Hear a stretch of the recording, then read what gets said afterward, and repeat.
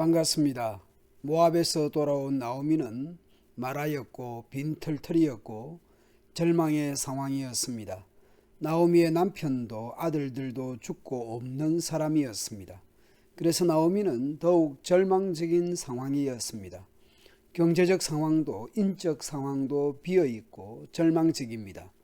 땅도 자손도 없는 상황입니다. 그런데 베들레헴의 상황은 어떻습니까? 나오미의 부정적 상황과 달리 베들레헴 상황은 보리 수확을 시작할 무렵이었습니다. 그리고 그 땅에는 보아스라는 유력한 사람이 살고 있었습니다. 유력하다는 단어는 우리말 번역으로는 한 단어이지만 히브리어 성경으로 보면 두 단어입니다. 힘, 부, 재산 등을 뜻하는 단어와 용사라는 의미의 단어 두 개를 우리말로 번역한 것입니다.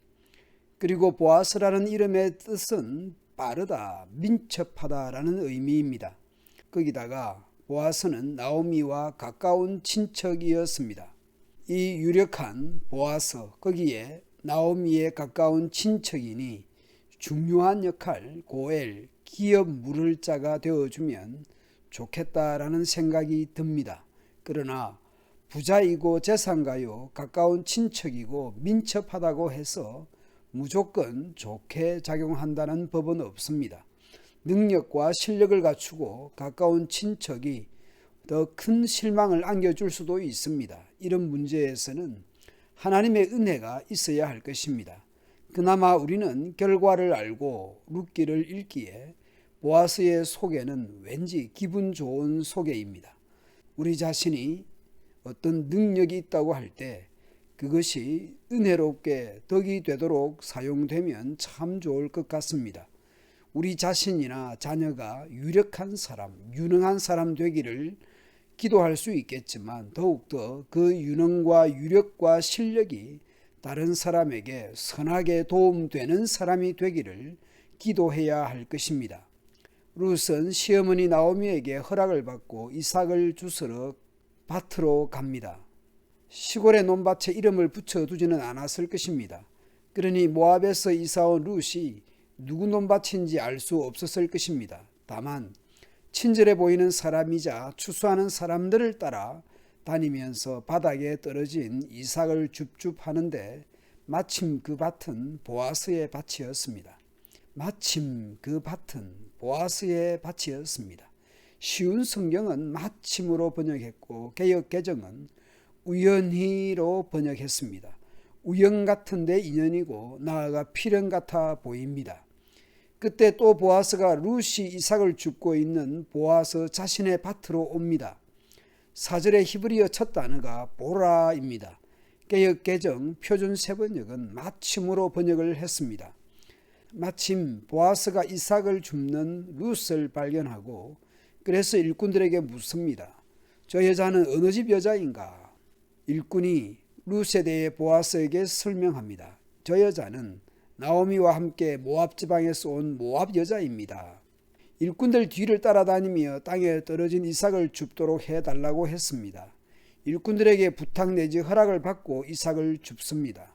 그녀는 잠시 오두막에서 쉰 것 말고는 아침부터 지금까지 계속 이삭을 줍고 있습니다. 얼마나 성실하게 열심히 이삭을 줍는지 이야기합니다. 보아스는 룻에게 직접 말을 겁니다. 보아스는 룻에게 호의와 친절을 베풉니다.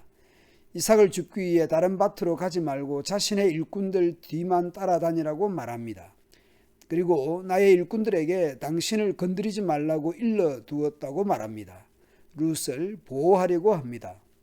혹시 목이 마르거든 물 항아리 있는 곳으로 가서 일꾼들이 길어온 물을 마시도록 하시오.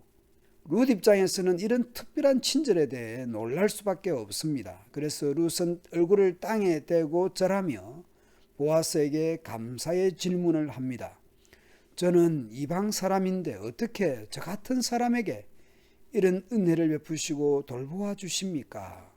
보아스는 룻에게 특별한 친절을 베푸는 이유를 설명합니다. 처음 룻을 만났지만 룻에 대한 이야기를 이미 듣고 알고 있었습니다. 나는 당신 남편이 죽은 뒤에 당신이 시어머니에게 한 일을 들었소.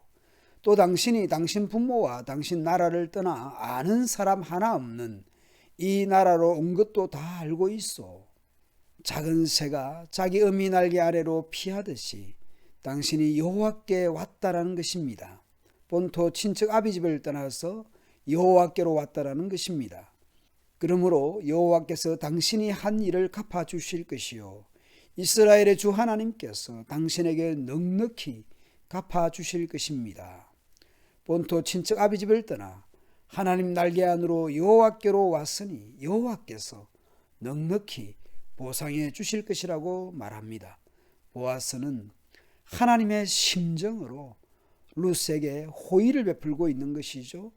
자신이 할 수 있는 친절이라도 베풀어서 이삭을 더 많이 줍줍할 수 있도록 마치 임금을 주고 일시키는 사람이 먹는 새참까지도 챙겨주는 셈입니다. 룻 또한 보아스에게 감사의 인사를 합니다.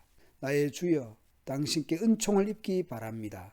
저는 당신 종들 중에 하나와 같습니다. 그런데도 당신은 이렇게 종의 마음을 위로하는 말씀을 해 주셨습니다. 보아스는 룻에 대해 이미 좋은 평가를 귀로 들었습니다. 그리고 일꾼들에게서도 좋은 평가를 듣습니다. 보아스 자신도 잠시지만 룻의 이삭 줍는 모습을 보았습니다. 멀리서 모를 때 좋은 평가를 듣는 것과 같이 일하는 사람들로부터서도 좋은 평가를 듣습니다. 직접 눈으로 확인도 합니다. 우리가 100m 아름다운 사람이 아니라 멀리 있어도 가까이 있어도 같이 일하는 사람들로부터도 좋은 평가를 들을 수 있는 성실하고 착한 사람으로 살아가면 좋겠습니다. 오늘 본문에서 우연 같으나 인연이고 필연인 것을 보게 됩니다. 말로만 축복하는 것이 아니라 실제적인 도움과 친절을 베푸는 보아스입니다. 유력한 사람이면서 하나님의 뜻이 무엇인지 알고 실천하는 보아스입니다. 하나님의 품 안으로 찾아온 모압 여인을 문전박대하지 않고 하나님의 심정으로 룻을 환영하고 대접을 합니다. 우리 공동체 안에서도 룻처럼 이렇게 하나님 앞으로 나아오고 이렇게 맞이하는 보아스 같은 사람들이 더욱 많아지면 좋겠습니다. 인종도 성도 나이도 문화를 뛰어넘어 일하시는 하나님의 심장을 가진 사람들이 더욱 많아지는 우리 교회 되면 좋겠습니다. 하나님의 은혜로 행복과 사랑이 꽃피는 우리 교회 되면 좋겠습니다.